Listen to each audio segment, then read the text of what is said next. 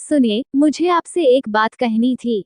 मैं जानती हूँ कि आपके पास समय नहीं है, पर फिर भी थोड़ा सा समय तो दे ही सकते हैं ना।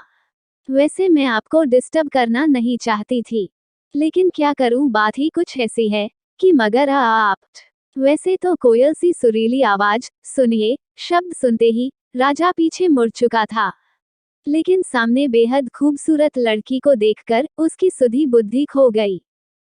फूल सा खिला चेहरा, गोरा बदन, बड़ी बड़ी आंखें, खूबसूरत पतले पतले होंठ, जैसे गुलाब की दो पखुड़ी, काले घुंघराले बाल, बालों के कुछ हिस्से चेहरे पर लटके हुए, जिसे वो बार बार अपने कोमल हाथों से सही कर रही थी। सलवार और सूट पहने और हाथ में कुछ किताबें लिए हुए किसी अप्सरा की तरह लग रही थी। लड़की राजा के रिएक्शन का इंतजार किए बिना लगातार बोलती चली जा रही थी। क्या हुआ राजा जी, आप कुछ बोलते क्यों ना? ही राजा अपने होठों पर अपनी एक उंगली रहते हुए उसे चुप और रिलैक्स होने का इशारा करते हुए पूछा। क्या मुझे भी कुछ बोलने का मौका मिलेगा, मैडम जी? लड़की फिर से अपनी ही धुन में शुरू हो गई। हाँ, क्यों नहीं, आप भी बोलिए ना। मैंने कब मना किया, लेकिन आप तो कुछ बोल ही नहीं रहे हैं। वैसे मैं जानती हूँ कि आप बोलेंगे। रिया, तुम्हारा नाम क्या है? और तुम्हें बीए का नोट्स क्यों चाहिए? लेकिन मैं भी आपको बता दूं कि राजा उसकी इस हरकत पर मुस्कुराए बिना नहीं रह सका। अच्छा, तो आपका नाम रिया है? रिया की बात को काटते हुए राजा बोला। रिया थोड़े आश्चर्य के साथ राजा के तरफ देखकर बोली। हाँ, लेकिन आपको कैसे पता चला? राजा चुटकी लेते हुए बोला। मुझे तो ये भी पता है कि आपको बीए का नोट्स चाहिए। रिया अपने चेहरे को दोनों हाथों के बीच में लेते हुए आश्चर्य और खुशी भरी आवाज में बोली। अच्छा, सच में कमाल हो गया। अब समझ में आया कि सब लोग आपको इंटेलिजेंट क्यों कहते हैं। राजा बोला। इंटेलिजेंट नहीं, इंटेलिजेंट। रिया सर झुकाकर हंसते हुए बोली। हाँ हाँ, वही। राजा बोला। चलिए ठीक है, इसके बदले मुझे क्या मिलेगा? रिया जल्दी से बोली। जी मैं आपसे दोस्ती करूंगी ना, पक्का वाली? हाँ यकीनन, हाँ हाँ। राजा बोला। अच्छा, मतलब आप शादी करोगी मुझसे? रिया भोली सी सूरत बनाकर मुंह फुलाते हुए कान पकड़कर बोली। तौबा तौबा, क्या बोल रहे हो आप? क्या एक लड़की और एक लड़का एक अच्छा दोस्त नहीं हो सकता? राजा बोला। हाँ क्यों नहीं, हो सकता है, बिल्कुल हो सकता है। अच्छा तो ठीक है, हम दोनों कल से पढ़ाई शुरू करते हैं। ओके, इसके बाद से दोनों का हर रोज मिलना और केवल पढ़ाई की बातों पर चर्चा करना, यही दिनचर्या बन गया। राजा के दोस्तों और रिया के सहेलियों को लगने लगा कि जरूर इन दोनों के बीच प्यार का संबंध बन चुका है। धीरे धीरे ये बात कॉलेज के प्रिंसिपल तक पहुंच गई। प्रिंसिपल ने राजा और रिया को ऑफिस बुलाकर दोनों को डांट लगाई। दोनों ने अपनी सफाई में एक ही बात कही कि सर आप जैसा समझ रहे हैं वैसा कुछ भी नहीं है। हम दोनों सिर्फ और सिर्फ पढ़ाई की बात करते हैं।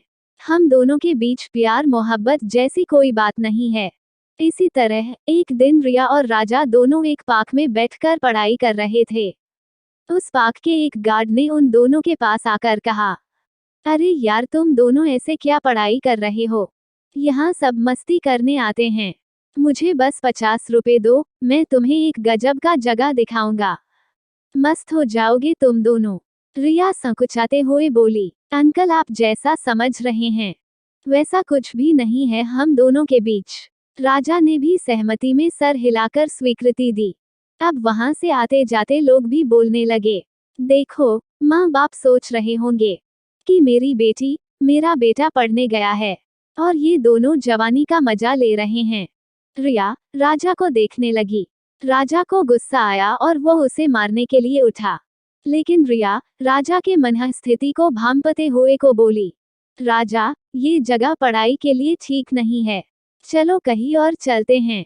हाँ हाँ, जाओ कहीं और जाकर मजे करो, भीड़ में से किसी ने कहा। दुर्भाग्यवश उस पार्क में रिया के अंकल अमन ये सब देख रहे थे। वो सामने आकर रिया को तमाचा मारते हुए अपने शब्द को चबाकर बोले, क्या हो रहा है ये सब? तुम इस पार्क में क्या कर रही हो? रिया अपना सर झुकाकर गाल सहलाते हुए धीमी आवाज में बोली, चाचा जी आज कॉलेज बंद है, तो हम लोग पढ़ाई करने यहाँ आए थे। रिया को ऐसे सबके सामने थप्पड़ मारना राजा को अच्छा नहीं लगा, इसलिए वह भी धीमी आवाज में अपनी सफाई देनी चाहिए। हाँ अंकल हम लोग यहाँ। अभी राजा की बात पूरी भी नहीं हुई थी कि एक जोरदार तमाचा राजा को भी अंकल ने जड़ दिए। रिया चूंकि राजा की बहुत इज्जत करती थी, इसलिए राजा को अमन का तमाचा मारना बहुत ज्यादा बुरा लगा। रिया अमन के सामने हाथ जोड़कर बोली, अंकल आपको जो कुछ भी करना या कहना है आप मुझसे कहिए। राजा को ऐसे आप थप्पड़ या किसी तरह का भला बुरा नहीं कह सकते। रिया की इस बात से अंकल तिलमिला उठे और रिया को दोबारा तमाचा मारते हुए बोले, अच्छा एक तो चोरी, उस पर भी सीना जोरी। ये सब देखने के लिए पार्क के लोग चारों तरफ इकट्ठा होने लगे। रिया अपने अंकल को समझाने का प्रयास की, अंकल यहाँ बहुत सारे लोग हैं, हम लोग घर चलकर बात कर सकते हैं। विश्वास कीजिए हम दोनों के बीच प्यार मोहब्बत जैसी कोई बात नहीं है। अंकल प्लीज, राजा हाथ जोड़कर विनती करते हुए कहा, अंकल यहाँ इस हरकत से हम लोग तमाशाबीन हो रहे हैं, प्लीज अंकल घर चलकर बात कीजिए। अमन राजा को घूरते हुए बोले, तुम जैसे लोगों की वजह से लोग अपनी बेटी को कहीं अकेले भेजने से कतराते हैं। तुम्हारी हिम्मत कैसे हुई मेरी बेटी को फंसाने की। राजा की एक बार फिर से बेइज्जती होने पर रिया को बहुत ज्यादा गुस्सा आया, इसलिए वह बोली, अंकल मैंने कई बार कहा कि हम दोनों के बीच प्यार मोहब्बत जैसी कोई बात नहीं है, तो फिर आप मान क्यों नहीं लेते। अगर आपको यही सुनने का मन है कि हम राजा से प्यार करते हैं तो ठीक है, हाँ हाँ करते हैं प्यार हम राजा से। I love you Raja, I love you, I love you, I love you. Raja हकाबका रिया को देखने लगा, जबकि अंकल रिया का बाल पकड़कर खींच लिए और लगातार कई तमाचा जड़ कर दिए।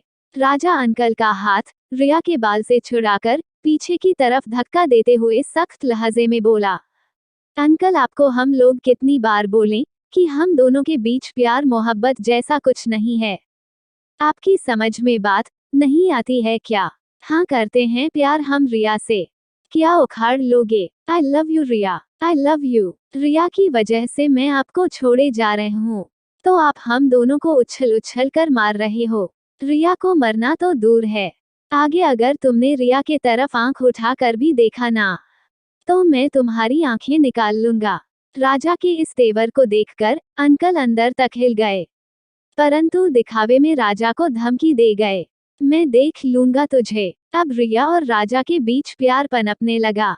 राजा रिया की आंखों में प्यार से देखते हुए बोला, झील सी आंखें तुम्हारी, अक्सर डूब ही जाता हूँ मैं इनमें, जब भी तुम्हें मैं देखता हूँ फिर ख्याल ही कहाँ रहता है और किन्हीं बातों का। रिया, ओह माय गॉड, मैं तो तुम्हें सिर्फ पढ़ाकू समझती थी, तुम तो शायरी भी करते हो। राजा मुस्कुराते हुए बोला, अरे कुछ नहीं यार, तुझे देखकर आज मस्ती करने का मन किया। रिया, अच्छा जी। राजा आगे बोला, अपना बनाकर हमें अपनी आगोश में भर लो, होंगे नहीं कभी जुदा हम, आज ये वादा कर लो, बिखर जाएंगे तुमसे अगर जो दूर हो गए, कल हो सके न हो सके आज चंद बातें कर लो। इस शायरी को सुनकर रिया राजा को अपने गले से लगाने के लिए अपने दोनों हाथ फैलाकर राजा को अपने पास आने का इशारा किया, लेकिन अंकल घात लगाकर राजा के सर पर एक जोरदार वार किया, जिससे राजा का सर बुरी तरह फट गया। रिया के मुंह से एक जोरदार चीख निकल पड़ी। राजा को अस्पताल ले जाने के क्रम में ही मौत हो गई, जिस कारण दोनों का प्यार अधूरा ही। ऐसी ही और वीडियोस देखने के लिए हमारे चैनल को सब्सक्राइब करें।